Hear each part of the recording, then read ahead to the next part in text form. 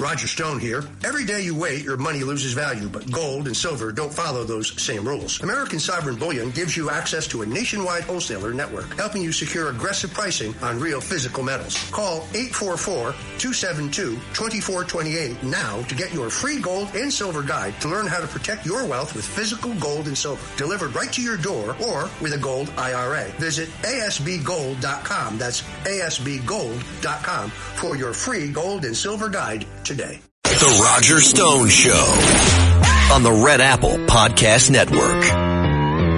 Welcome back in the Stone Zone right here on the Roger Stone Show. It is, of course, Mother's Day, and I can't stop thinking about my own mother, Gloria Rose Stone. Born September 20th, 1924, left this mortal coil June 6th, 2016. As the Bible says, yet those who wait for the Lord will gain new strength. They will mount up with wings like angels. They will run and not get tired. They will walk and not become weary. I'll be thinking of my mother when we have that Sunday gravy over rigatoni with some nice Chianti a little while after the show. And with every bite, I'll remember her love and her strength and her support. Joining us now is one of my favorite guests, Colonel Rob Maness, who is retired 32 years as a U.S. Air Force combat veteran, rose to the rank of colonel, but also one of the shrewdest and most informed geopolitical thinkers that I have come to know. His Substack is indispensable. If you don't follow him on Substack, I strongly recommend that you do. Colonel Maness, welcome back to the Stone Zone. Thanks for having me on, Roger. Good afternoon and happy Mother's Day to all the moms out there. It has been too long. So this announcement by Vladimir Putin that the Ukraine war is coming to an end, what do you think he meant like that, and what is your assessment as to what's going on in this continuing struggle between Ukraine and Russia? I think it's a significant statement, Roger. He hasn't really been one to even lead down the road of potentially ending the conflict unless all of their strategic objectives have been met, and they continued along that storyline. But I also believe that, he sees the opportunity with President Trump in office for for want of a better term, an economic deal for Russia, and more likely the opportunity for Russia to come back into the fold of the community of nations and be treated respectfully like a near peer of the United States as they once were a superpower. But I also believe that he sees this opening on the ground because, it is a grind, as you know, that with modern technology, it is a grind that is very similar to the World War I fronts, but with all of this really deadly and sophisticated and successful capability, like the drones with fiber optic lines and those kinds of capabilities. And he's taken a lot of casualties, and so are the Ukrainians, for sure.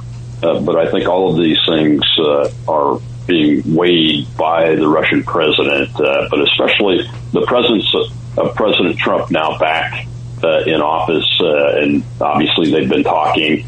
I would expect that the president's working on a deal and it's surrounding by economics.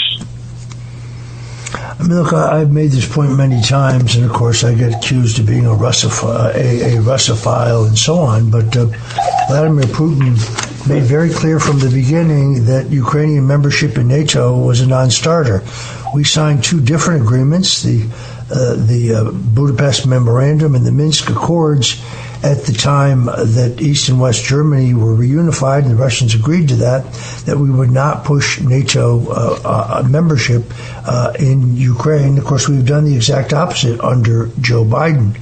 And that has been a red line for Putin from the very beginning. I also saw a piece yesterday that said that Ukraine had destroyed the imagery of Vladimir Putin as a strongman.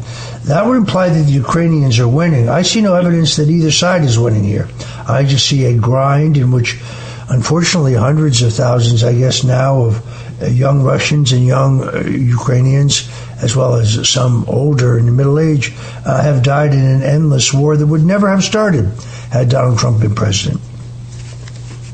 Oh, you're absolutely right, sir. I get accused of being a Russophile, too, because I've always said, since before this war even started, that this playing around with the possibility of Ukraine coming into NATO was a red line for the Russians. They've said it many times openly. They've never made a secret about it. And I think, and I believe that President Trump believes that, and this is why he says this war would never have happened had he been in office, is because he was of the position that we should not be offering Ukraine a position as a member of NATO, and we shouldn't be expanding any further east. And we've expanded very much further east, going into Finland and those kind of areas, which definitely has to have the Russians looking at this and going, they have to take Ukraine off the table or nothing else is acceptable. And look, by the way, in Luhansk and Donetsk, they had elections, a vote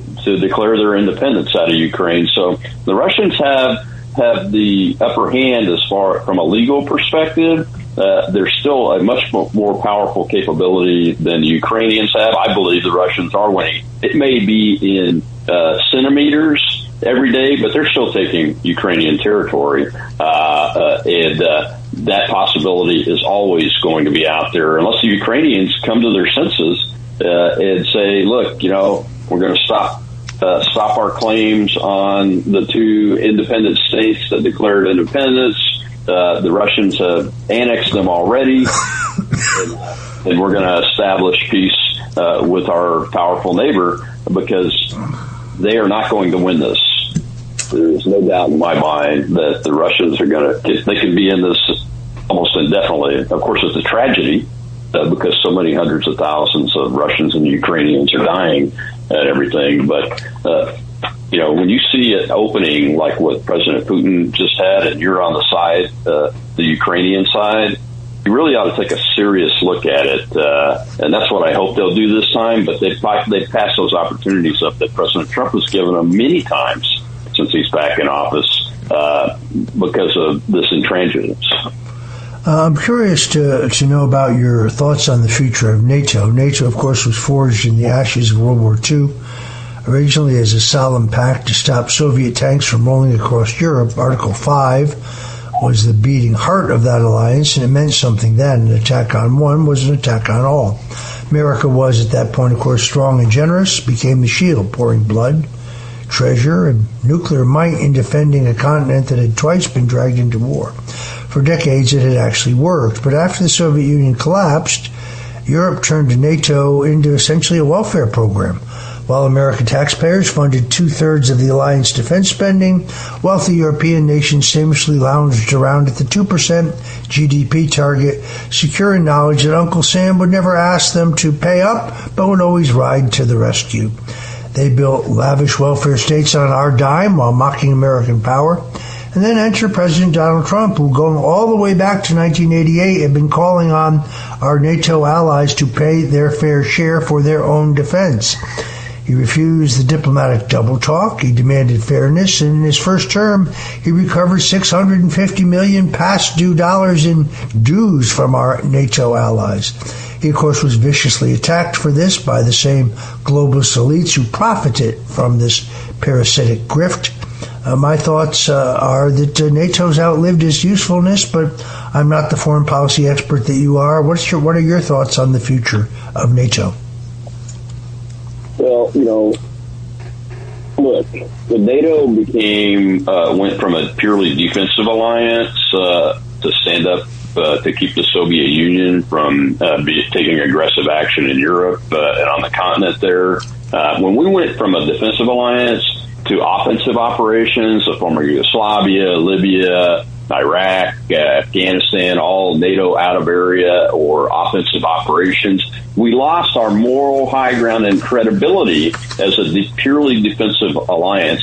And that's one of the reasons the Russians went into Ukraine, is because NATO became an offensive alliance started expanding eastward the way they did and started playing with the idea openly of Ukraine becoming a member of the NATO alliance. And because of that, it has definitely outlived its usefulness. And you add that the economic issues that you just mentioned, Roger, and their not just their unwillingness, but their inability to participate. Look, the British couldn't even field one warship, to go protect their own territory in Cyprus when the Iran war kicked off.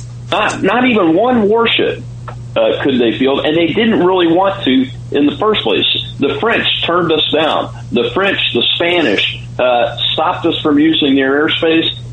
This is no longer the vaunted NATO alliance that was a key player in bringing the Soviet Union to an end. This is an alliance that's causing more problems than is necessary to have, and is actually threatening the peace on the continent of Europe. And I think that we should abolish it and set up new alliances with countries in Europe that actually want to be our allies and have a shared burden instead of be a client state or on the welfare system of the United States of America. And that is a better path to go, because this Article 5 issue is very dangerous, especially when you add the fact that we have Turkey as a member of this alliance and the major moves that they want to make in the Middle East and Persia and Southwest Asia and create this new neo-Ottoman empire is what Erdogan has said he wants to do. But they're a NATO ally. We are very fortunate that the Iran war hasn't triggered an Article 5 request by the Turks, which would completely upset the apple cart from the strategic perspective of the United States and Israel in that conflict. So I just think that it needs to be abolished, and we reset the table with bilateral treaties and agreements. Yeah, I agree with you. The Cold War is over. The Soviet Union's gone. Yet the freeloading seems to continue. Contrast this decaying bureaucracy with the British monarchy, an institution of dignity, continuity, unapologetic national identity that has endured for centuries. Conservatives understand real tradition, rooted, hierarchical, and sovereign, not endless bureaucratic committees in Brussels centered around draining American wallets. History warns us about the dangers of unnecessary entanglements and alliances. Our founding fathers spoke extensively about it. I agree with you. I think it's time for the NATO alliance to go bye-bye. It no longer serves us. We do have countries in Europe who are our loyal allies. In some cases, they wouldn't even let us use our own bases in their countries during this attack on Iran, which is really what I want to shift to now. We have about 2.5 minutes here to this segment, and then we'll come back with more of Colonel Rob Maness. But I'm not clear. We have clearly decimated the military might, the Navy, the Army, the forces of Iran. How much longer can they continue to hold on? How much longer can they continue to attack their neighbors? Yeah, it's always the question, isn't it? When, especially when the United States gets into a war, and this is a full industrial scale war like we haven't seen the United States get engaged in, even since before Vietnam, to be honest with you. And we have decimated their military. We've decimated their ability to defend themselves in any realistic way. And we've met a lot of those strategic military objectives. But we still face a defiant rump state that's run by the Islamic Revolutionary Guard Corps. The government's always been run by the IRGC. I know a lot of people think the political types and the mullahs all have control and those kind of things, and they do, only in the sense that they're Islamists and they agree with the IRGC from that perspective. But it's the IRGC part of the military that really runs this, and they have a very disconnected defense system called Mosaic. So when their forces get cut off, it's why you see these seemingly random attacks on nations where you wouldn't think it would make sense sometimes, especially at the beginning of the war. And because of that system, it's very difficult to be able to tell when you have completely incapacitated their command and control and all of their military units, because they're spread out all over the place.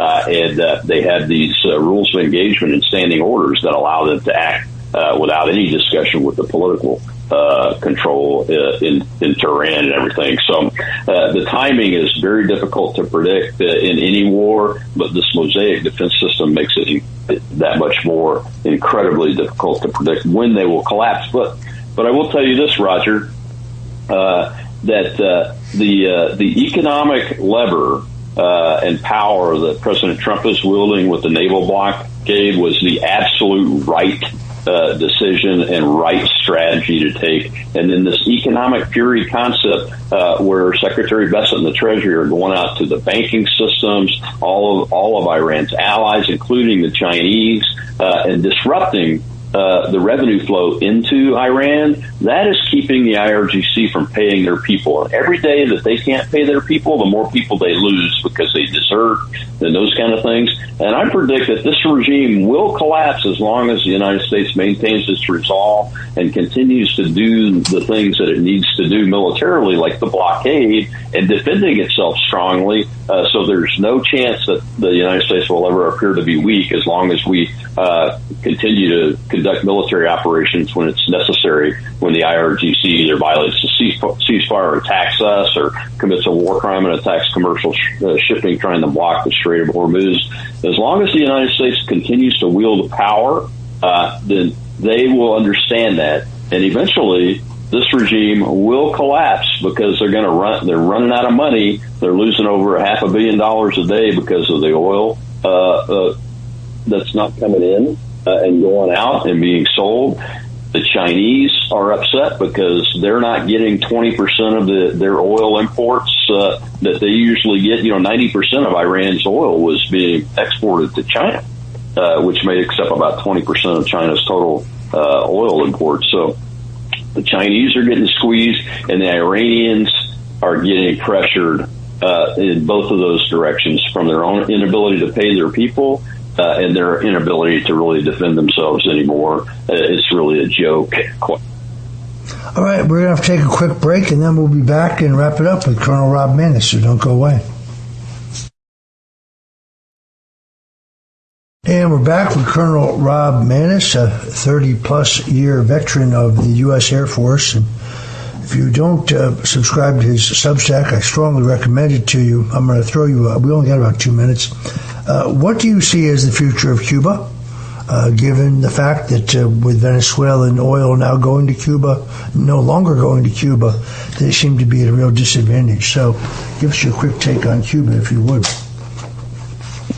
Yeah, I think they're circling the drain, Roger, and I think President Trump's got them right where he wants them, and is using that economic lever of power that started with taking the Venezuelan oil and continues because the Iranians can't get them any oil either, and with the Chinese being blocked out of the Western Hemisphere, that strategy beginning to work. The Russians are tied up in Ukraine.